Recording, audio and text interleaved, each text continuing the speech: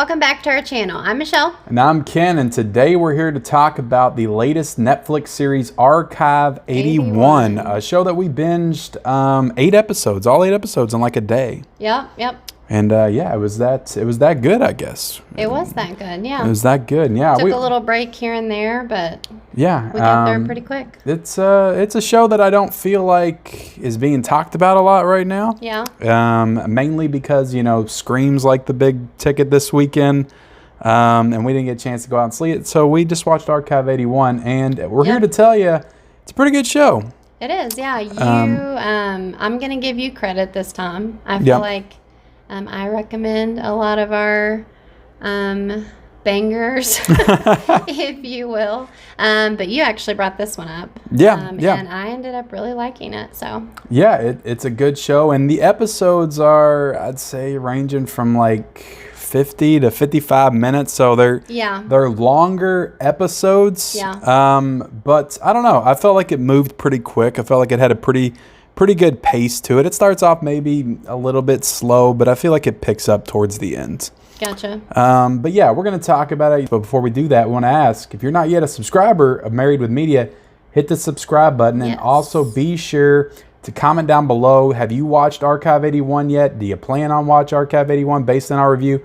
Let us know in that comment section below. And it was available to watch as of January 14th. Okay. So it just came out this weekend. It's got some horror, it's got some sci-fi, it's got mystery elements, drama. There's really a lot going on here. Yeah. If you're a fan of found footage, like it incorporates that into it as well. I think very well, kind of switching back and forth between the tapes and just kind of the real life and everything. Yeah, I was happy that when they were doing the found footage that they didn't like keep it in that format. Yeah, like because it opens with that. Yeah, they would show like bits and pieces of like an actual recording or whatever, but then they would actually like take you into it, and then it would just look like normal to us. Yeah. Do you know what I'm talking about? Yeah. Like when she was recording, like it I wasn't guess just us looking through the lens. I guess we should maybe set up like, what's this about? Yeah. So basically it's like parallel stories like in different time periods. Two people that are our main characters. You got Dan Turner, who's played by, I'm going to butcher his name, but it's Mamoudou, Mamoudou or whatever. Athie is playing Dan Turner. And then you have Dina Shihabi, who's playing Melody Pendris. Okay. They couldn't have come up with harder names for me to pronounce on here today. But there are two characters. Melody's character is in 1994. Dan's character is in present time.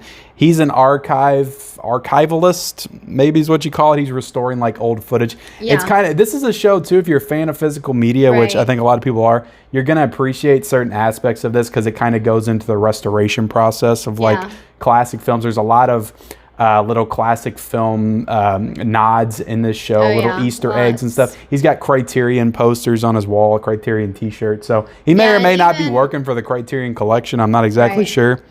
Well, even for someone like me who's not as into physical media as you are, like I still thought it was really cool to like see how he was like preserving, these like cassette tapes and all this stuff. So so he preserves like classic film and does the restorations for him. And then this, like, I would say like some kind of secret agency company like enlists him to restore these like old tapes to help them solve the mystery of what happened at this hotel in the 90s apartments. Yeah. And that's where the girl is. So he's investigating the footage that was shot by that girl that's in the 90s. So it's switching back and forth as he's watching her in the found footage form, and then it's going like into the actual 90s to show you like from her perspective what's happening as he's watching it. So it's kind of shifting back and forth throughout the show, but it's a really interesting concept and premise, and I think that they pull off those shifts pretty good throughout the show. So what would you say about like the performances? I thought both the performances were really good. Yeah. The guy who's, I'm not going to disrespect him by mispronouncing his name again, but Dan Turner, the guy who plays him, is definitely my standout of the show, I would say. He's a really... I've seen him in other stuff. I didn't do my research. I feel like he's been in some other things. He's like a side character in a lot of stuff. So he really gets his chance to shine in this show. And they do a lot of... like there's a lot of like personal and connection between these two characters, and like they have similar people that they've met, and they kind of bring some emotional moments into the show, and I think he pulls off all those moments pretty well. Yeah. I didn't know like if you wanted to give that away or not. Yeah, I don't want to spoil. I mean, basically, like they enlist him because he's a classic film restorist, or he does the restoration, but also because he's got some personal connections to this story as well, to what happened in the 90s. So I'm not going to give details on what that is because it kind of unravels as the show goes on. But he was really good. I thought the girl was really good too. It just she wasn't to his level, I don't think. Really? I don't know. Okay. But I don't know. Give me your thoughts, perspectives. Any other characters stand out to you? I mean, for me, I would say that I liked him too, the guy who played Dan. But I felt like she was stronger than him. I felt like she was good. Don't get me wrong. Yeah, I don't know. I felt like he was a little like, I didn't feel like he like was bringing it fully. Yeah. With some of it. A little quieter, a little bit more reserved performance, I'd say. But I still liked him. And then he has like a best friend in the show, and I knew that I recognized him from Orange is the New Black. He's like a prison guard or something, which he looks quite different because he's gained quite a bit of weight. Yeah. You'll have to like put up a picture, but because I know that there are a lot of people who liked Orange is the New Black. But yeah, I don't know. I also did like Dan's dad. Yeah, the guy who plays Dan's dad. He's been in something else too. I know I recognize him from something. Yeah. Yeah, he was good too. And there's just, as you are going through this story, there's just a lot of like very interesting characters. These people that live in the apartment that Melody is interviewing. Yeah. We won't get into, like why she's there and, all that. Yeah, the older lady. The little girl I thought was really good. Yeah. I think her name was Jess or Jessica. Yeah, and then the guy. But basically, like, without giving too much away, there's definitely some, like, cult kind of stuff that's going on, like which is like right up your alley. Some like paganism, satanic cult stuff going on in this hotel. So you have that, which very heavily horror based, but so you have that for like your horror, but then like with the switching back and forth between the timelines, and then there's also some like otherworldly, like other dimensional kind of stuff too in the show. I mean, it's got like which definitely reminded me of like Stranger Things. Really? Which one of the directors, this show is like written and directed by like 20 different people. So there's all kinds of hands in this creative process. Yeah. Which is why I feel like it can feel a little disjointed as times. Like it doesn't feel like it flows as good as some other shows, some stronger shows. Again, that's not a knock. I think they did a pretty good job, but there's a lot of hands in this show. But she directed 4 episodes. You also have the writers and directors of The Endless, which I watched and wasn't a huge fan of, but Moorhead and Benson I know are kind of exploding on the indie sci-fi scene. They did another film called Synchronic that I think's on Netflix. So they were involved in the creative process. But yeah, I thought it felt a little bit like Stranger Things when they were going back and forth between the different dimensions and stuff. So yeah, I didn't really get the Stranger Thing vibes.